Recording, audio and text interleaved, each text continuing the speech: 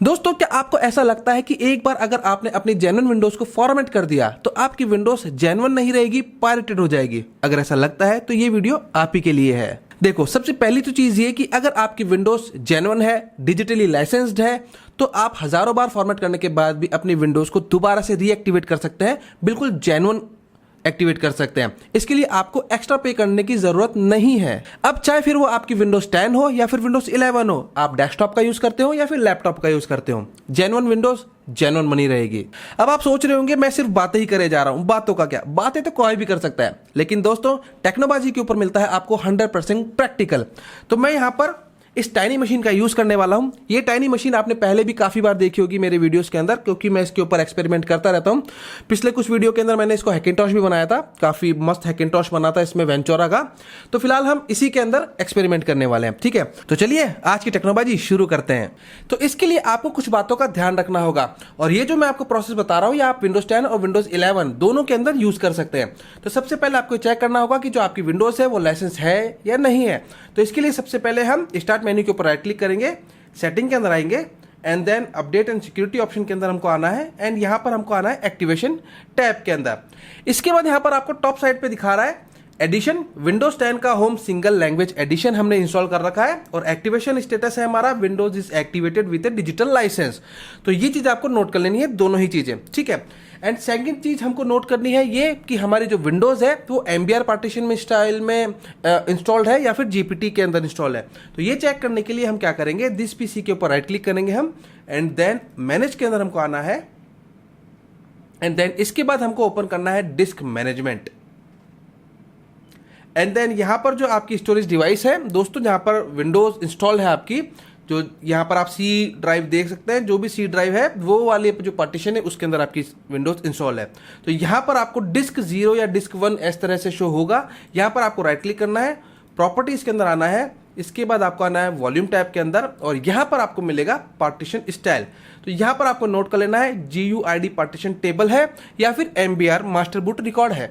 तो ये दोनों चीजें आपको नोट कर लेनी है। एंड इसके बाद हमें हमारी डिजायर विंडोज को डाउनलोड करना होगा। तो हम यहां पर विंडोज 10 को डाउनलोड करेंगे।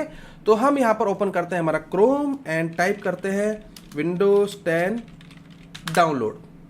पहला ही लिंक हमको माइक्रोसॉफ्ट के ऑफिशियल वेबसाइट का मिल जाएगा, क्लिक हम करेंगे, और यहां पर हमको ऑप्शन मिलेगा क्रिएट विंडोज 10 इंस्टॉलेशन मीडिया। यहां पर पहले हमको दो ऑप्शन मिलते थे, यहां पर हमको एक डिस्क ISO का भी ऑप्शन मिलता था, लेकिन वो अब माइक्रोसॉफ्ट ने हटा दिया है। तो हमें मीडिया क्रिएशन टूल का ही यूज करना होगा। एंड देन सिंपल यहां पर डाउनलोड नाउ, इस पर हमको क्लिक करना है, एंड देन इसके बाद हमें मीडिया क्रिएशन टूल के ऊपर राइट क्लिक करना है, रन एज एडमिनिस्ट्रेटर करके हमें इसे ओपन करना है। बाकी की चीजों को हम कर देते हैं एक बार बंद। Getting a few things ready, license आ जाता है, इसको हमें एक्सेप्ट पे क्लिक करना है। इसके बाद हमारे सामने ऑप्शन आते हैं upgrade this PC now and create installation media USB flash drive and ISO। तो हम यहाँ पर ISO वाला सेकंड ऑप्शन सेलेक्ट कर लेते हैं। इसके बाद हमारे सामने डायलॉग बॉक्स आता है select language, architecture and edition, ठीक है।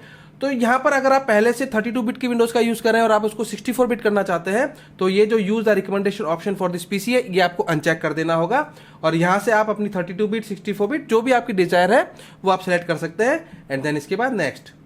इसके बाद आपसे पूछेगा कि भाई USB फ्लैश ड्राइव राइट करनी है या फिर ISO राइट करनी है। तो हम यहां पर फिलहाल ISO पे क्लिक कर देते हैं, एंड देन नेक्स्ट। अभी इसके बाद हमसे पूछ रहा है लोकेशन, तो मैं यहां पर लोकेशन दे देता हूं D ड्राइव की, विंडोज 10 22H2, एंड देन हम इसको करवा देते हैं सेव। इसके बाद हमारी विंडोज 10 डाउनलोड होने लग जाती है।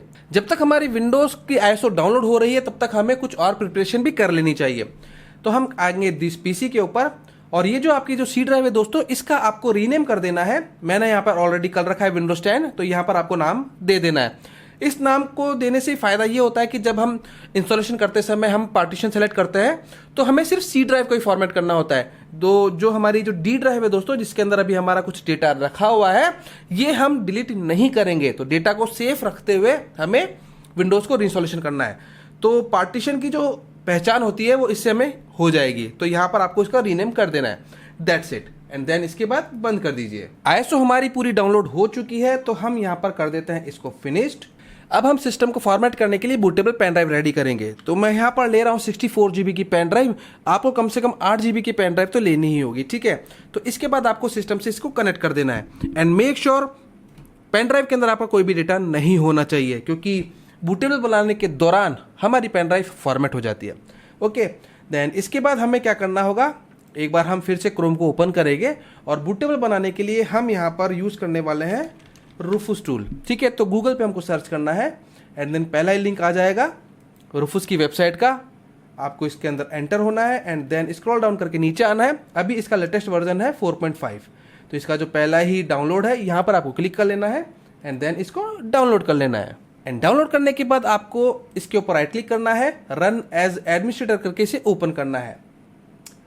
Do you want to allow refuse to check application for update online, तो एक बार फिलहाल हम इसको कर देते हैं नो, एंड जितने भी खुले हुए हैं डायलॉग बॉक्स उनको हम सब कर देते हैं closed.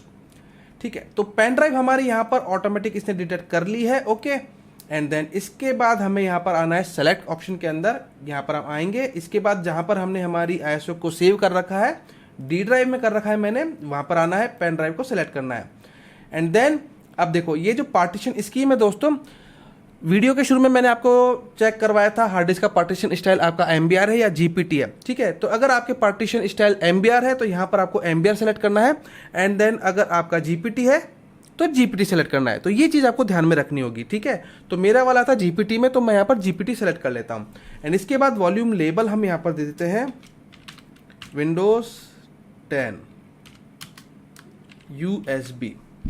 Okay, and then simple इसके बाद स्टार्ट पे क्लिक करना है। तो इसके बाद कुछ ऑप्शंस हमारे सामने आए हैं। तो यहाँ पर पहला ऑप्शन है create a local account with user name. अगर आप चाहते हैं कि सेटअप के दौरान ऑटोमेटिक ही एक यूजर क्रिएट करके डेस्कटॉप लॉगिन हो जाए तो यहाँ पर आप इसको चेक कर सकते हैं और जो भी यूजर नेम आप देना चाहते हैं वो यहाँ पर दे सकते हैं।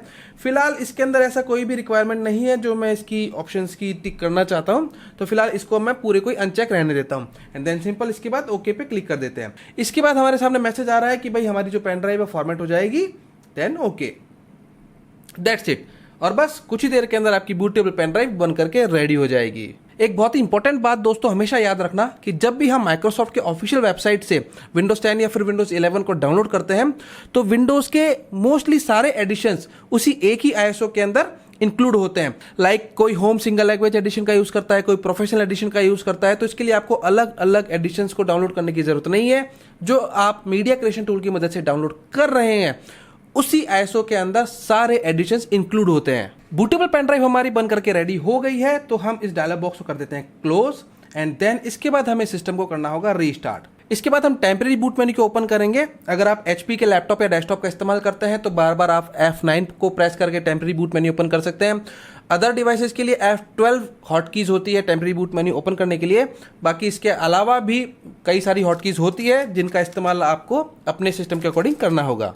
टेम्परेरी बूट मेन्यू हमारा ओपन हो जाता है और इसके बाद अगर आपकी विंडोज MBR पार्टीशन में है तो यहाँ पर आपको आपकी पेन ड्राइव का नाम नजर आएगा, इस पर आपको क्लिक करके सिस्टम को पेन ड्राइव से बूट करवाना होगा। और अगर आपकी हार्ड डिस्क का पार्टीशन स्टाइल GPT में था तो यहाँ पर आपको नजर आएगा UEFI प्लस आपकी पेन ड्राइव का नाम, यहाँ पर आपको क्लिक करना है एंड सिस्टम को पेन ड्राइव से बूट करवा लेना है। तो फिलहाल हमारे सामने आ गई है लैंग्वेज सेटअप, तो हम करते हैं next and then install now.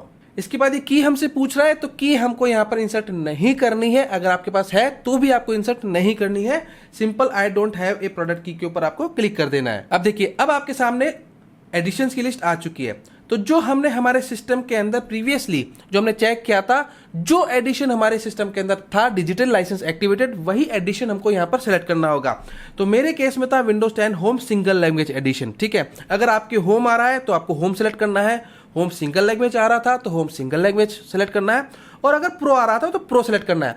ये ध्यान रखना, ये जो N वाले हैं दोस्तों ये भी सेलेक्ट नहीं करना है आपको, नहीं तो आपकी विंडोज एक्टिवेटेड नहीं होगी। तो इस चीज़ का आपको ख्याल रखना होगा। तो मैं यहाँ पर सेलेक्ट कर लेता हूँ home single language and next, and then इसके बाद I accept the licence term and then next, and then इसके बाद custom install Windows only advance वाले पे हमको क्लिक करना है। अब हमने जो सी ड्राइव का नाम दिया था विंडोज 10, ये हमको यहाँ पर शो हो गया है। तो हमें ये कंफर्म हो गया कि ये जो पार्टीशन है दोस्तों ये हमारी सी ड्राइव का पार्टीशन है। तो हम क्या करेंगे, इसको करेंगे डिलीट, एंड देन इसके बाद इसके ऊपर के जितने भी पार्टीशन है MSR पार्टीशन, इसको भी हम करेंगे डिलीट, एंड पार्टीशन 1 जो सिस्टम पार्टीशन है इसको भी हम करेंगे डिलीट, एंड ये जो रिकवरी पार्टीशन है दोस्तों इसको भी हम करेंगे डिलीट।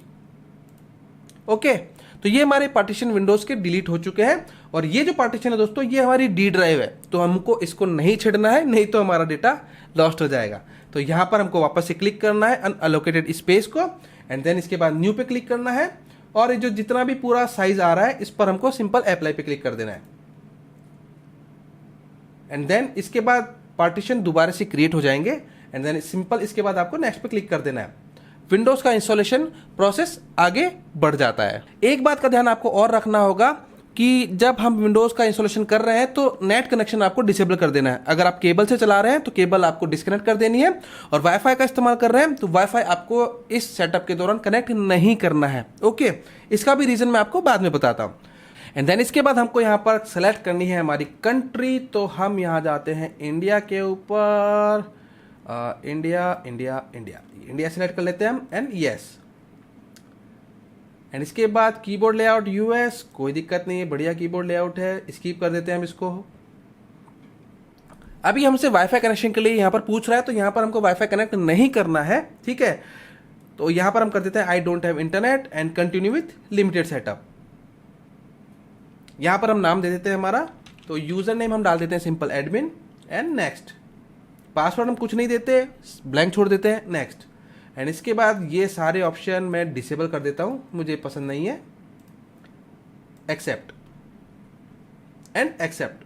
तो विंडोज इंस्टॉलेशन का काम कंप्लीट हो चुका है और डेस्कटॉप हमारा रेडी हो चुका है। तो सबसे पहली चीज जो मैं करता हूं विंडोज इंस्टॉलेशन के बाद वो है डेस्कटॉप आइकन्स। तो राइट क्लिक करके पर्सनलाइज में आता हूं, थीम्स के अंदर आता हूं, एंड देन यहां पर desktop icon setting, and then ये जो आइकन्स है दोस्तों ये मैं डेस्कटॉप पे ले आता हूं, एंड ओके, ठीक है। अब देखो, अब हम विंडोज का एक्टिवेशन चेक करते हैं। तो यहां पर हम आते हैं सेटिंग्स के अंदर, राइट क्लिक करते हैं, स्टार्ट मेन्यू पे, सेटिंग के अंदर आते हैं, अपडेट एंड सिक्योरिटी ऑप्शन के अंदर आते हैं, एंड देन एक्टिवेशन के अंदर आते हैं। अब आप यहां पे देख सकते हैं unable to reach Windows activation server.